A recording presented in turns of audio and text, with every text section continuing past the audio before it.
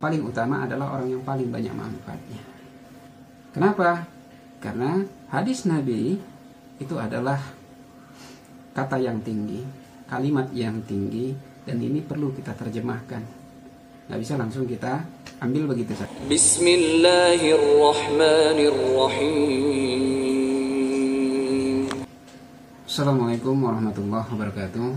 Alhamdulillahirrabbilalamin. Wa binasta'in ala umuri dunya waddin. Sallallahu ala nabiyina Muhammadin wa ala alihi wa sahbihi ajma'in. Amma ba'd. Saudara-saudariku, kaum muslimin muslimat dimanapun berada, yang insyaallah pada kesempatan ini diberikan nikmat kesehatan, kelapangan waktu, nikmat hidayah, dan rahmat dari Allah Subhanahu wa ta'ala. Pada kesempatan ini kembali kita berjumpa dalam pembahasan tentang menjadi orang yang benar, yang baik, atau bermanfaat. Mana yang lebih utama?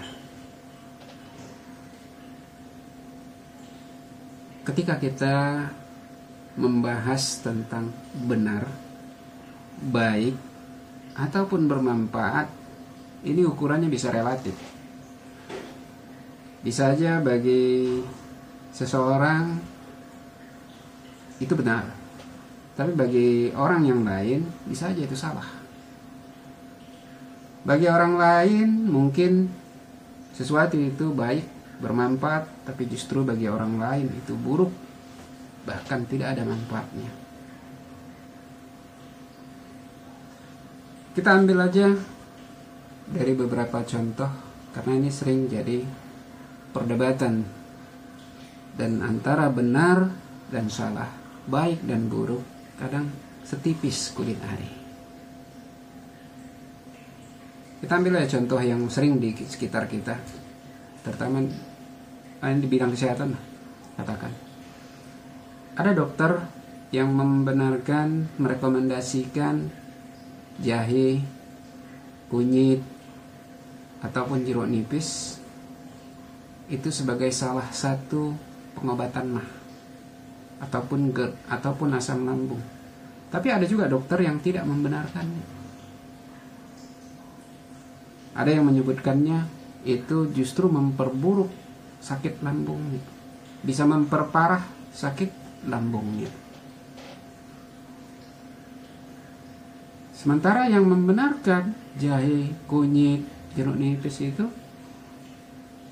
katanya baik untuk kesehatan lambung, bahkan tidak sekedar untuk menstop asam lambungnya, bahkan bisa memperbaiki enzim lambung sehingga lambungnya itu bisa recover kembali, bisa memperbaiki diri sendiri.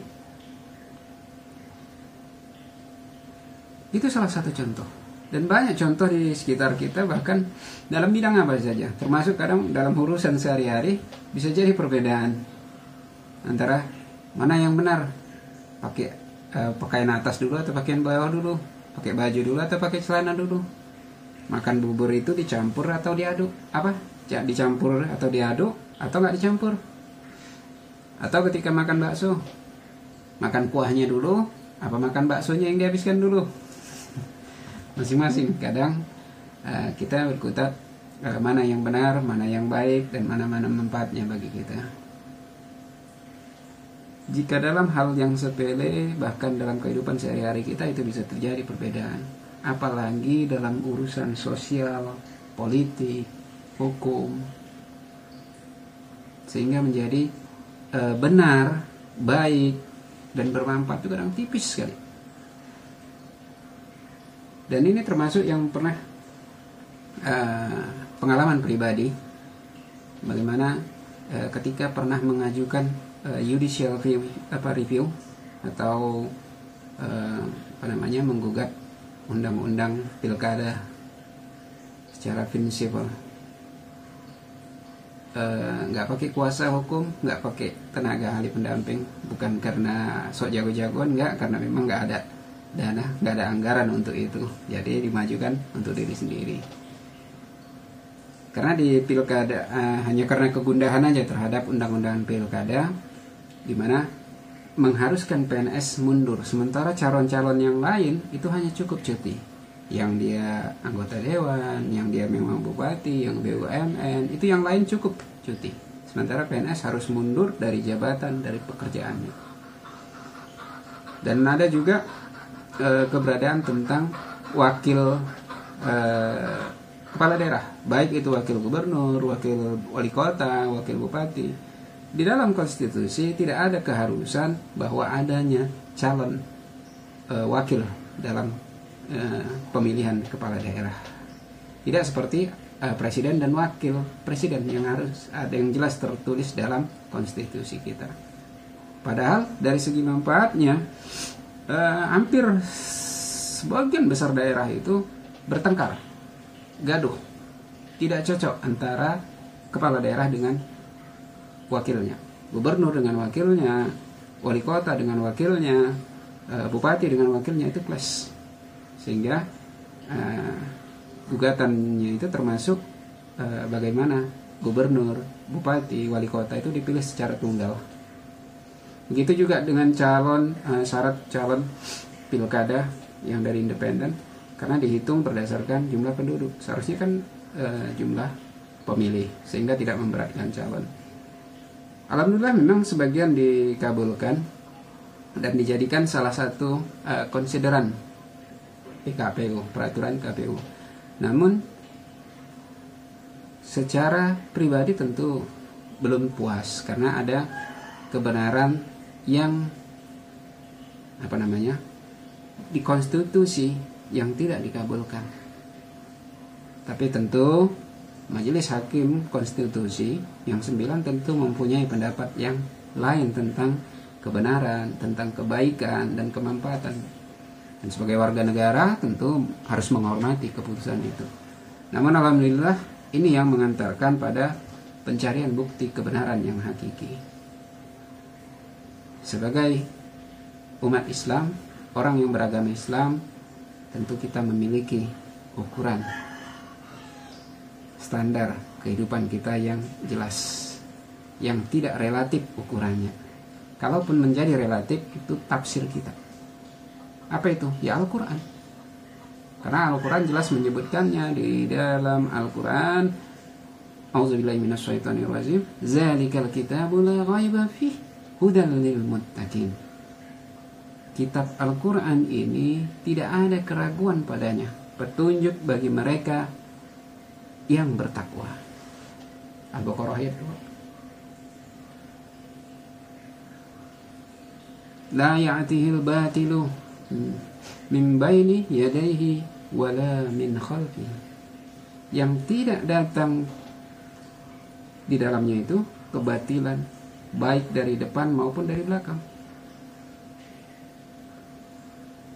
Jadi Al-Quran itu udah nggak ada keraguan, di dalamnya nggak ada yang batil. Mau ditengok dari belakang, mau ditengok dari depan, sama, nggak ada yang batil. Ini garansi daripada Al-Quran. Jadi jelas bahwa inilah yang bisa kita jadikan sebagai standar ukuran kebenaran, kebaikan, dan kemanfaatan.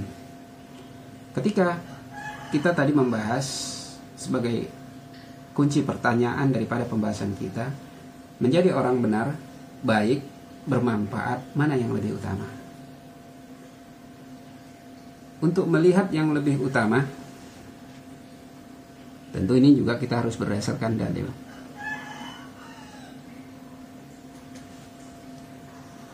Nabi SAW menyebutkan bahwa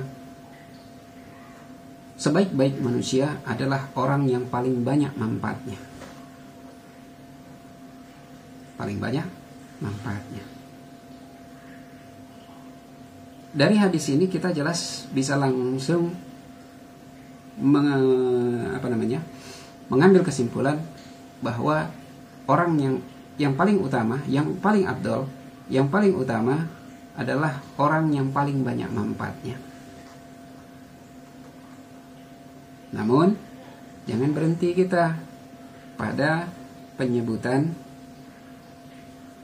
orang yang paling banyak, yang paling utama adalah orang yang paling banyak manfaatnya. Kenapa? Karena hadis Nabi itu adalah kata yang tinggi, kalimat yang tinggi, dan ini perlu kita terjemahkan. Nggak bisa langsung kita ambil begitu saja. Sama seperti bahasa Al-Quran tadi di ayat kedua tadi, zalikal kitabu la raiba fi. Kitab Al-Quran ini tidak ada keraguan padanya. Itu bagi kita mungkin yang meyakininya, yang termasuk kelompok orang bertakwa. Tapi bagi orang yang nggak bertakwa, Al-Quran itu penuh keraguan, menjadi olok-olokan, menjadi bahan lelucon, bahkan dikulik-kulik, banyak istilahnya keraguan di dalamnya, batil menurut dia, banyak hal, apalagi yang tidak mempercayainya. Jadi Al-Quran itu bisa jadi keraguan bagi orang yang tidak bertakwa. Begitu juga dengan hadis yang disebutkan Nabi SAW, sebaik-baik manusia adalah yang paling banyak manfaatnya. Itu tidak berhenti kita pada manfaat. Artinya kita tidak boleh mengabaikan juga kebenaran menjadi benar, menjadi baik. Kenapa? Manfaat itu adalah buah atau hasil dari kebenaran dan kebaikan. Karena nggak mungkin bisa kita ambil manfaat yang baik, manfaat yang berguna dunia dan akhirat, jika hal itu tidak dilandaskan pada kebenaran dan keadilan. Kita ambil contoh. Perompak mengambil harta orang lain untuk memenuhi kebutuhan keluarganya, kelompoknya. Di mata perompak, kegiatan yang mereka lakukan itu benar. Di mata keluarganya mungkin itu benar dan baik. Apalagi ketika dia mendapatkan hasilnya, ia bagi-bagikan kepada orang miskin. Maka orang miskin yang menerimakan menyebutkannya juga baik. Dan dia termasuk orang yang bermanfaat bagi kelompoknya, bagi orang-orang yang didermakannya.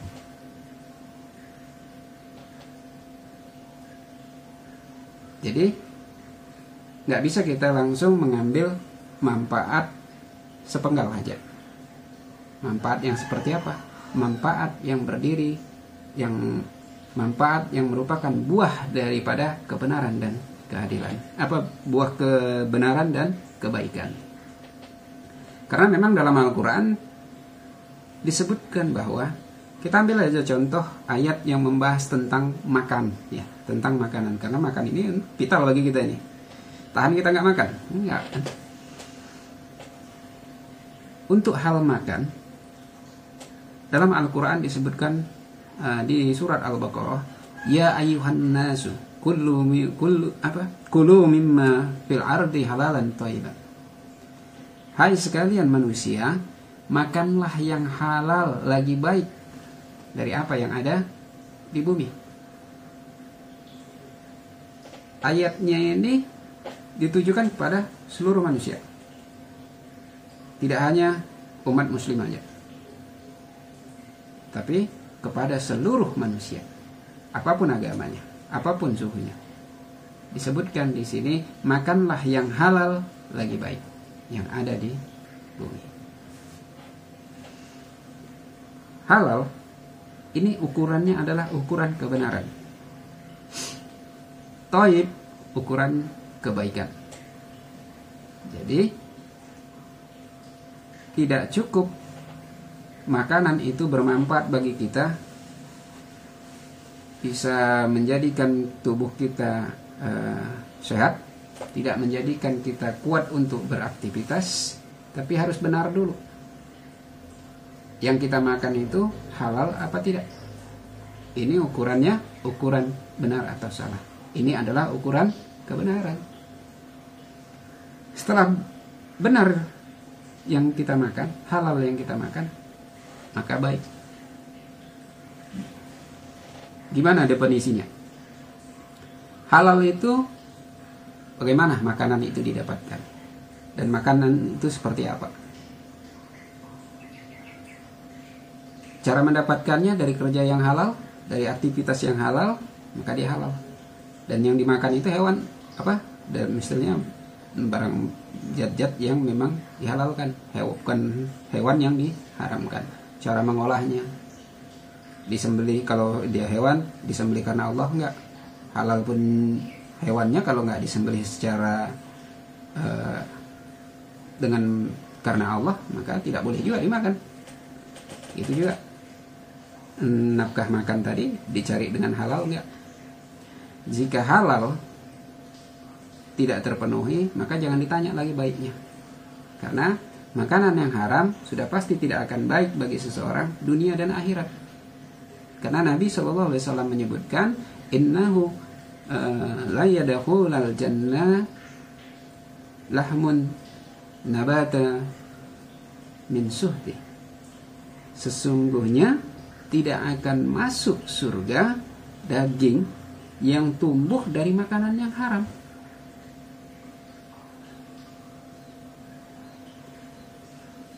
Jadi jika udah jelas halalnya, baru kita tanya kebaikannya. Kita tanya makanan itu thayyib enggak? Contohnya cumi-cumi itu halal, karena memang dari makanan yang dari laut itu halal, dimasak dengan halal. Tapi belum tentu baik. Kenapa? Bisa jadi seseorang yang punya mungkin katakan dia kolesterol ataupun asam urat, sehingga ketika mungkin habis makan cumi-cumi itu bisa langsung kambuh kolesterolnya atau asam uratnya.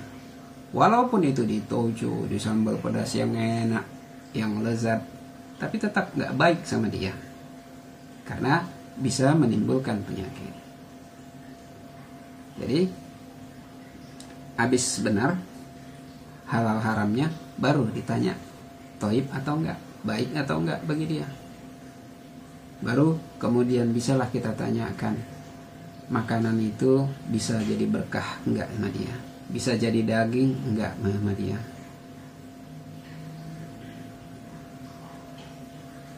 Karena memang disebutkan dalam ayat selanjutnya bahwa ada di 172 Al-Baqarah, ya ayyuhallazina amanu kulu min thayyibati ma razaqnakum.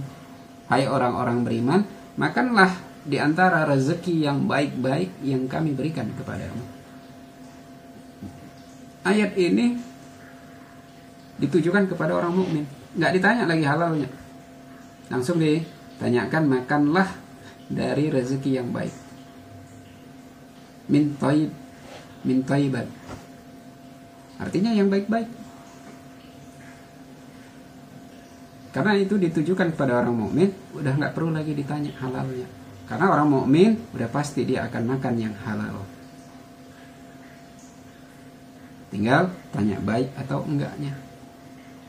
Baru selanjutnya bagaimana manfaatnya? Bagaimana manfaatnya? Tentu kembali kepada kita. Bagaimana kita menjadikan makanan itu benar-benar bermanfaat.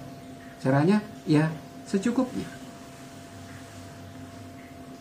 Karena Nabi SAW menyebutkan, ma mana'a adamiyu wa'a syarran min batni. Manusia tidak memenuhi wadah yang buruk melebihi perut. Bihasbi bini adamal ukulatu yukinna sulbahu. Cukup bagi manusia itu beberapa suapan untuk menegakkan tulang punggungnya. Fa in kana la mahalata fasulusu di ta'ami. Bila nggak bisa, maka cukupkan sepertiga untuk makanannya, wasulusu lisarabih, sepertiga untuk minumannya, wasulusu linafsi, dan sepertiganya untuk napasnya. Ini yang diajarkan Nabi SAW agar makanan yang halal, yang baik tadi bisa dimanfaatkan benar bagi tubuh. Bisa untuk menegakkan punggung. Kalau udah berlebih dari yang ditangkarkan Nabi SAW tadi, otomatis habis makan bukannya bisa menjadi meningkatkan ibadah, malah ngantuk, bahkan nggak bisa bergerak, malah kegemukan, obesitas juga bisa. Ini yang diajarkan Nabi Shallallahu Alaihi Wasallam, bahwa makanan hal kebenaran, kebaikan, baru buahnya itu adalah manfaat.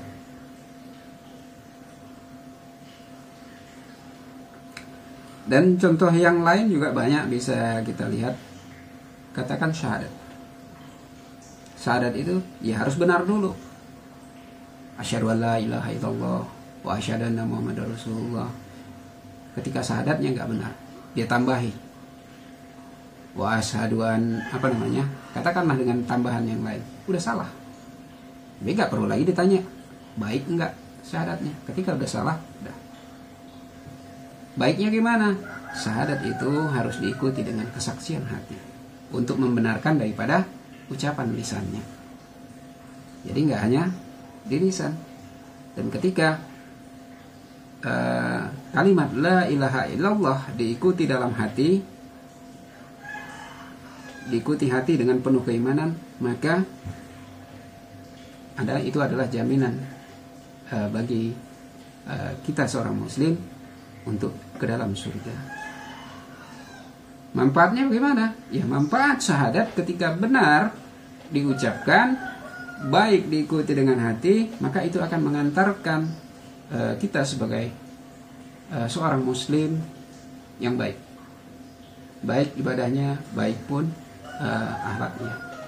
Karena memang al-muslimu man salimal muslimuna min lisanihi wa yadihi. Disebut itu seorang muslim adalah ketika kaum muslimin yang lain itu selamat dari lisannya, dari tangannya. Jadi syahadat, orang yang bersyahadat yang baik, benar dan baik, akan mendatangkan manfaat yang baik. Ya, muslim yang lain selamat dari lisan dan tangannya. Begitu juga ibadah, sholat, dan lain sebagainya. Kita ambil juga lagi sholat ya. Sholat itu harus benar dulu. Syaratnya, rukunnya, gerakannya, bacaannya, apalagi waktunya. Ya benar memang. Jangan pula nanti sholat subuh tapi dikerjakan di waktu zuhur. Ya kecuali memang ada uzur ya nggak apa-apa ya. Seperti Nabi Sallallahu Alaihi Wasallam pernah juga sholat menggabungkan di dalam satu hari karena perang. Tapi kita nggak ada uzur, ya gimana ceritanya? Sholat subuh dikerjakan waktu zuhur. Ini ukuran benarnya. Ukuran kebaikannya gimana? Ukuran kebaikannya yaitu gimana kita sholat itu tidak hanya fisik kita aja, tapi pikiran, hati kita ikut juga sholat. Ketika sholat, ya pikirannya memang di sholat, dan karena ke Allah, tidak mikirkan bagaimana daganganku, bagaimana pekerjaanku, bagaimana ujianku, bagaimana PR-ku, bagaimana cucianku, ya macam.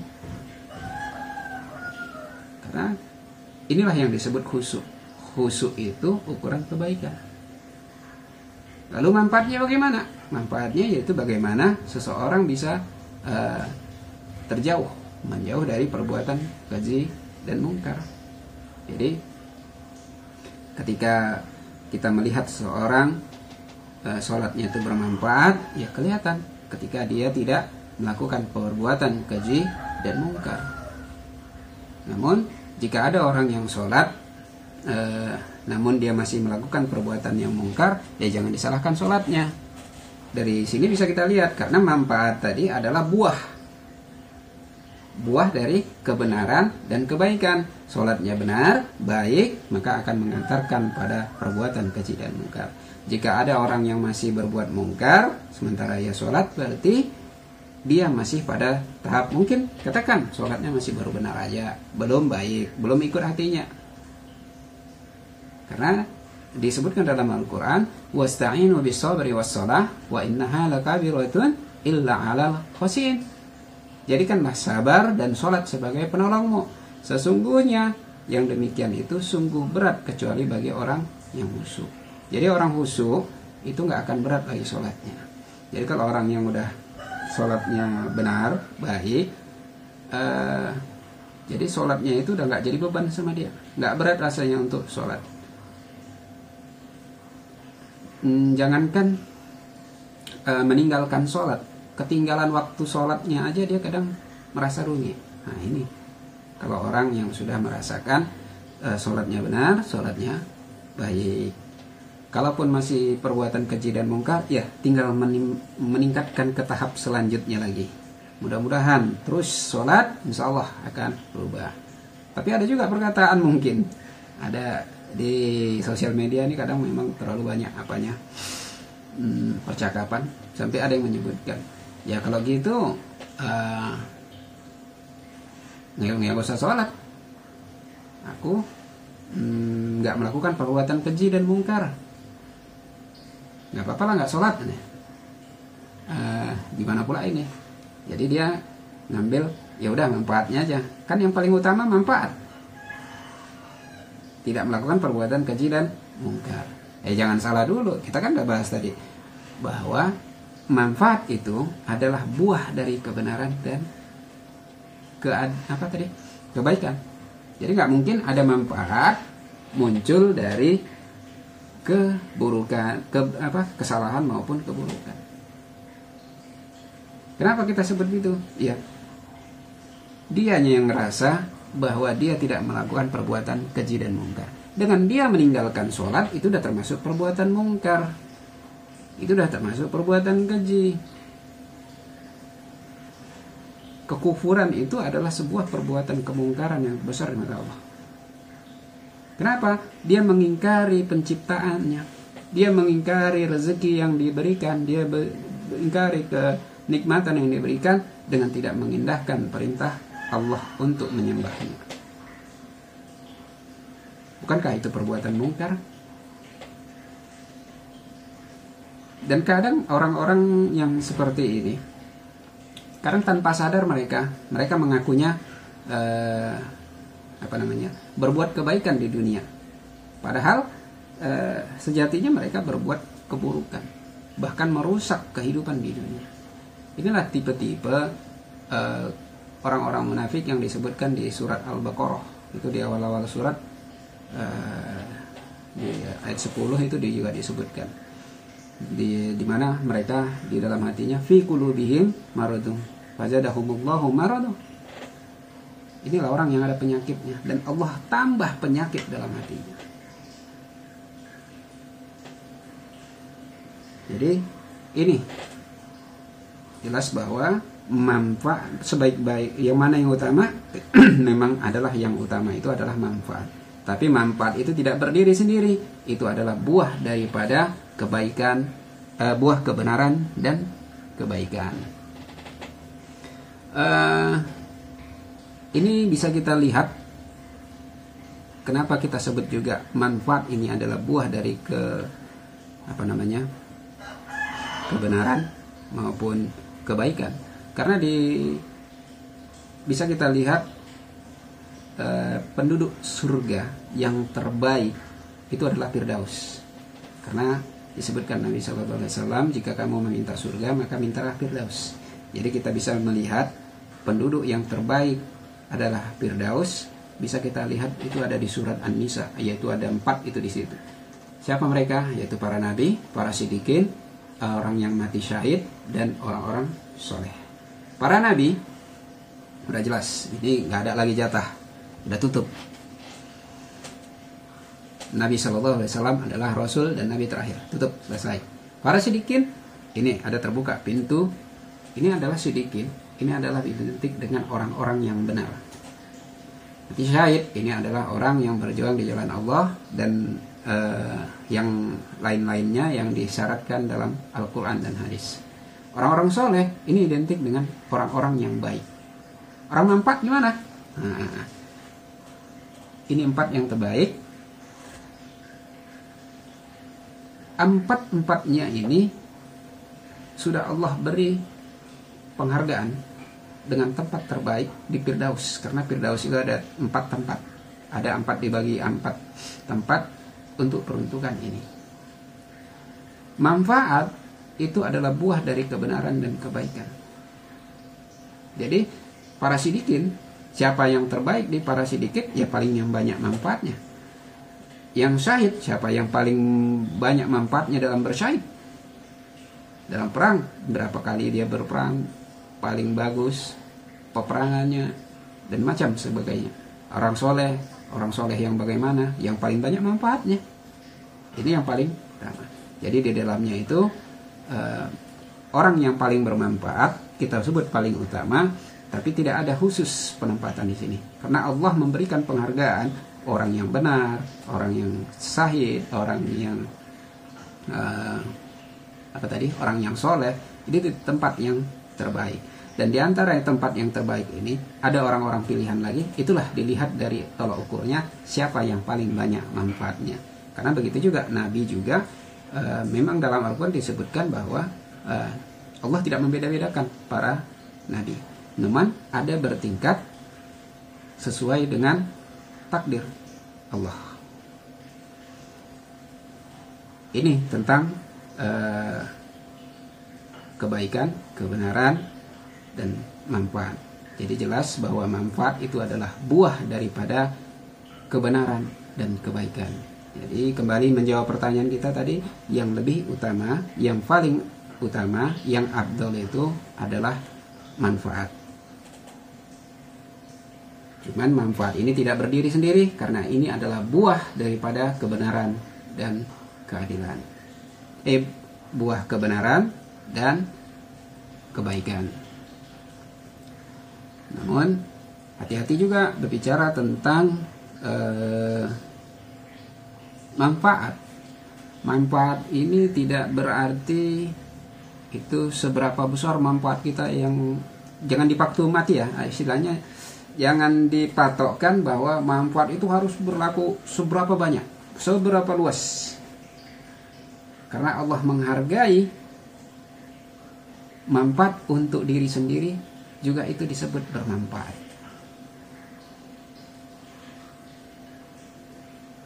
Makanya disebutkan dalam Nabi juga ada bagaimana kita agar terjaga dari hati yang tidak khusyuk, jiwa yang tidak puas, ilmu yang tidak bermanfaat, doa yang tidak dijabah. Memaknai yang bermanfaat ini tadi bukan hanya untuk orang. Bahkan ilmu yang benar, ilmu yang baik, itu hakikatnya itu bermanfaat untuk diri sendiri. Jadi merugilah orang-orang yang mempunyai ilmu tapi hanya di akal dan di lisannya aja, nggak sampai ke relung hatinya, apalagi sampai diamalkan. Jadi nggak sampai. Kalau disebutkan Nabi, kalau dalam hadis-hadis tentang akhir zaman, maka malah kita harus hati-hati dengan orang-orang yang demikian, yaitu orang-orang yang iman mereka yaitu tidak sampai ke hati, hanya sampai tenggorokan. Hati-hati ketika di akhir zaman ada sekelompok pemuda belia yang lemah pemahamannya dengan bahasa terbaik, juga dengan Al-Quran, tapi mereka imannya tidak sampai ke hati, hanya sampai tenggorokan, apalagi sampai pengamalan. Jadi ukuran kebenaran, kebaikan dan manfaat tidak hanya diukur dari jumlah pengikut. Karena memang di nabi-nabi juga sendiri kita bisa lihat bagaimana ada nabi yang berdakwah sampai ratusan tahun, bahkan pengikutnya hanya sedikit, bahkan istri dan anaknya pun tidak mengikuti dakwah yang disampaikan nabi tersebut. Siapa? Ya Nabi Nuh alaihissalam. Berapa umatnya? Ya sebanyak daripada jumlah yang bisa muat di dalam kapal tersebut. Bahkan padahal beliau berdakwah itu lebih dari 950 tahun ya, 950 tahun. Itu umur beliau. Begitu juga digambarkan Nabi Shallallahu Alaihi Wasallam bahwa di hari kiamat itu ada Nabi yang berjalan sendiri tanpa pengikutnya. Dan sementara Nabi Shallallahu Alaihi Wasallam itu adalah pengikutnya yang paling banyak. Namun hati-hati juga, meskipun kita sebutkan orang yang bermanfaat itu adalah orang yang paling utama. Tapi itu adalah buah dari kebenaran dan kebaikan. Tapi harus kita catat, bermanfaat banyak itu juga harus dengan niat yang benar dan baik. Ini harus jadi kunci. Karena manfaat yang besar, yang banyak, walaupun dia benar perbuatannya tadi, sholatnya benar, baik dari hati,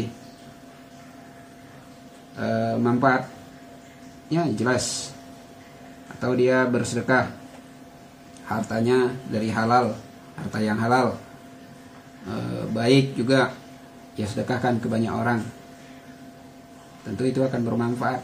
Tapi niat mempunyai peranan penting. Jangan sampai sedekah yang kita sampaikan, zakat yang kita sampaikan, perbuatan baik yang kita lakukan, tapi dilakukan dengan niat karena dunia. Maka jika itu yang terjadi, maka tidak akan ada nilainya. Nggak ada nilainya. Justru itu akan mengantarkan pelakunya ke dalam neraka. Karena Nabi SAW mengingatkan ini, bahwa di hari kiamat nanti 3 orang yang dihisap pertama dan dimasukkan neraka adalah orang-orang yang salah niat. Abu Hurairah radhiyallahu anhu menceritakan hadis ini sampai pingsan, baru bisa bercerita. 3 kali beliau nangis terisak sampai keras untuk menceritakan hadis ini. Dan menangis yang ketiga beliau sampai pingsan. Setelah sadar baru bisa menceritakan hadisnya. Hadis apa itu? Hadis ketika di hari kiamat nanti dia datangkan 3 orang. Datangkan 3 orang. Yaitu siapa aja? Yaitu mereka yang hafal Al-Quran, orang yang berjihad di jalan Allah, orang yang memiliki banyak harta. Jadi ketika nanti di hari kiamat, Allah bertanya kepada orang yang sering membaca Al-Quran, orang yang menghafal Al-Quran. Allah berfirman, aku telah mengajarkan kepadamu apa yang telah aku turunkan kepada utusanku. Jadi orang itu jawab, benar ya Allah. Lalu Allah bertanya, lantas apa yang kamu lakukan dengan apa yang kamu ketahui? Dia menjawab, aku bangun di waktu malam dan di siang hari. Allah berfirman kepadanya, kamu telah berdusta.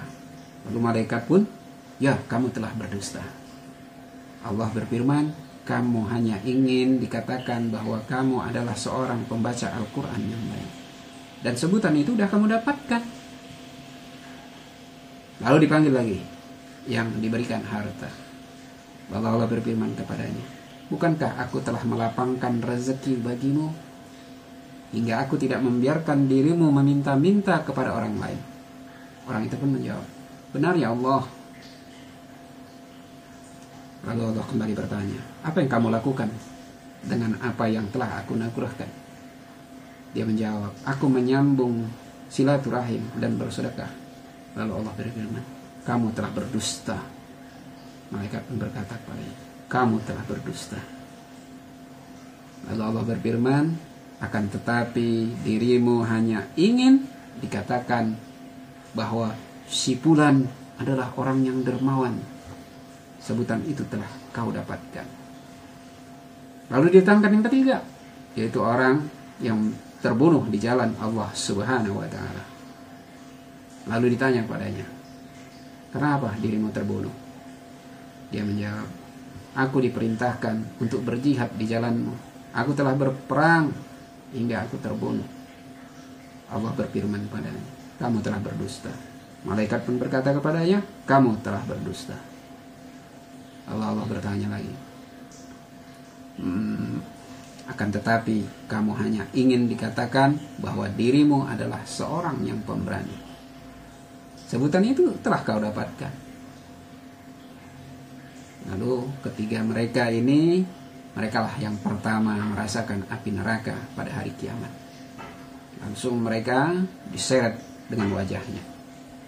Jadi wajahnya yang di bawah diseret, dicampakkan ke dalam neraka. Ini orang-orang yang salah niatnya. Banyak manfaatnya. Yang dermawan tadi apa nggak banyak manfaatnya? Dia bersedekah. Tapi karena salah niatnya. Dan Allah memang tidak suka dengan diserikatkan hambanya. Jangan menserikatkan Allah dengan hal yang lain, termasuk urusan yang dunia. Apalagi dengan urusan yang dunia. Oleh karena itu jangan sampai kita lupa niatnya. Walaupun kita manfaatnya tadi sudah buah dari kebenaran, udah dari kebaikan, tapi usahakan untuk selalu menjaga niat kita. Setiap beramal niatkan dengan baik, niatkan karena Allah, dan selalu perbaiki. Karena niat ini bisa berubah. Mungkin di awal niatnya benar, tapi ketika di tengah bisa berubah. Bahkan di ujung kegiatan udah selesai bisa berubah juga. Bahkan ketika di ujung kehidupan, ketika ajal udah mau dekat, tidak jarang niat itu bisa jadi berubah. Kenapa? Dia ungkit kebaikan-kebaikan yang pernah dilakukannya. Katakan dia sakit, tapi ada saudaranya mungkin gak mengunjungi dia.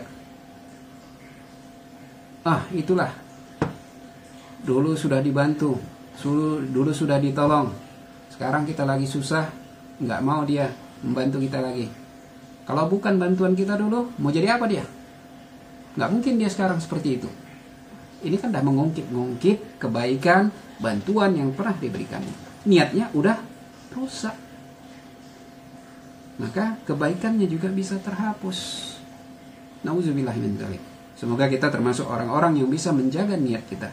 Niat dari awal, di perjalanan, sampai akhir. Semoga kita dijaga niat kita ikhlas lillahi ta'ala. Terlebih orang yang mengungkit-ungkit pemberiannya itu termasuk salah satu dosa besar. Termasuk salah satu orang yang nanti di akhirat tidak dilihat Allah, tidak disucikan dosanya, dan bagi mereka itu azab yang pedih. Itu ada disebutkan di Sunan At-Tirmizi. Selalu berdoa, pasang niat dari awal. Kalau niatnya udah benar dari awal, insya Allah Allah akan bimbing, Allah akan jaga dan terus memperbaiki niat. Berkaitan dengan niat ada sebuah kisah. Ini kebetulan di dalam buku mimpi udah pernah saya sebutkan bahwa bagaimana niat itu bisa mempengaruhi hasil. Walaupun kita salah dalam berbuat, salah dalam beramal, tapi Allah akan perbaiki. Allah akan Allah akan perbaiki perbuatan kita ini karena niat kita tadi benar. Bahwa Nabi Shallallahu Alaihi Wasallam itu pernah bersabda, menceritakan tentang kisah ini, bahwa ada seorang laki-laki, dia berkata bahwa aku akan bersedekah. Lalu ia bersedekah keluar, ternyata sedekahnya itu jatuh kepada seorang pencuri. Jadi besoknya itu orang ribet, ramai membicarakan bahwa dia telah memberikan sedekahnya kepada seorang pencuri. Jadi dia sedih mendengar itu. Lalu dia pun berdoa, ya Allah, segala puji bagimu. Dia merasa bersalah dan aku akan bersedekah lagi. Lalu keluar lagi dia dan bersedekah. Lalu ternyata sedekahnya ini kembali salah, jatuh kepada seorang pezina. Sehingga keesokan paginya orang-orang ramai mengatakan, ributlah orang menceritakan bahwa sedekah dia itu sampai kepada seorang pezina. Dia pun berdoa lagi, ya Allah, segala puji bagimu, ternyata sedekahku salah kepada seorang pezina, tapi aku pasti akan bersedekah lagi. Lalu dia pun keluar lagi, dia bawa sedekahnya. Ternyata sedekahnya ini jatuh kepada orang kaya, sehingga keesokan harinya orang kembali lagi membicarakan ini, bahwa dia bersedekah kepada seorang yang kaya. Maka orang ini pun kembali berdoa, ya Allah, segala puji bagimu, ternyata sedekahku jatuh kepada orang pencuri, pezina, dan orang kaya. Jadi setelah itu orang itu bermimpi, dikatakan kepadanya bahwa adapun sedekah kepada pencuri, mudah-mudahan itu bisa mencegah pencuri dari perbuatannya, sedangkan sedekah kamu kepada pezina mudah-mudahan dapat mencegahnya dari perbuatan zina kembali, dan sedekahmu kepada orang yang kaya mudah-mudahan dapat memberi pelajaran kepadanya bagaimana agar ia menginfakkan harta yang telah diberikan Allah kepadanya. Ini ada di Sahih Al-Bukhari. Jadi Allah benarkan jadinya perbuatan dia, walaupun salah perbuatannya tadi, memberi sedekah kepada orang kaya, kepada pezina, kepada pencuri. Karena siapa yang bolak-balik hati? Siapa pemilik hati? Ketika Allah balikkan hati seorang pencuri tadi, pezina tadi, orang kaya tadi menjadi lebih baik karena sedekah yang diberikan tadi, ya maka pensedekah tadi mendapatkan pahala daripada apa yang disedekahkannya tadi. Ini karena niat. Oleh karena itu, kembali ke kita tadi, bisa kita ambil aja kesimpulan bahwa bermanfaat itu adalah hal yang utama. Tapi manfaat ini berdiri di atas kebenaran dan kebaikan. Manfaat, orang yang bermanfaat itu adalah buah dari kebenaran yang dia lakukan dan kebaikan yang dia lakukan juga. Sholatnya bisa bermanfaat ketika sholatnya benar, dilakukan dengan yang benar, syaratnya benar, waktunya benar, bacaannya benar, dan dilanjutkan dengan sholatnya baik. Tidak hanya di lisan, tidak hanya fisiknya aja, tapi ikut semuanya, termasuk hatinya yang utama itu ikut dalam sholatnya. Maka sholatnya itulah yang akan mengantarkan dia pada sholat yang bermanfaat baginya, dapat mencegah perbuatan keji dan mungkar. Namun jangan lupa, bermanfaat pun itu harus diikat dengan niat, diawali dengan niat yang benar dan baik. Niat yang harus terjaga dari awal di dalam perjalanan sampai akhir, selesai pun kegiatan ibadah itu, niat itu harus tetap terjaga. Bahkan sampai akhir hayat pun niat itu harus tetap terpelihara. Mungkin ini aja yang bisa kita sampaikan, kita bahas. Mudah-mudahan bermanfaat bagi kita semua, khususnya bagi saya pribadi. Mohon maaf atas segala kekurangan, kepada Allah saya mohon ampun karena sebagai makhluk yang dhaif. Billahi taufiq wal hidayah. Assalamualaikum warahmatullahi wabarakatuh.